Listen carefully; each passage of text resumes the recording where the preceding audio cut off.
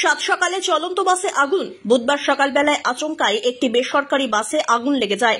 ঘটনাটি ঘটেছে দ্বিতীয় হুগলি সেতুর কলকাতাগামী লেনে। খবর পেয়ে ঘটনাস্থলে পৌঁছয় হেস্টিংস থানার পুলিশ। ছুটে আসে দমকল, তবে কোনো হতাহতের খবর নেই। মাঝ রাস্তায় দাউ দাউ করে জ্বলতে থাকে বাসটি। জানা যাচ্ছে বাসটির ইঞ্জিনের স্পার্কিং প্লাগ থেকে আগুন লেগে গিয়েছিল।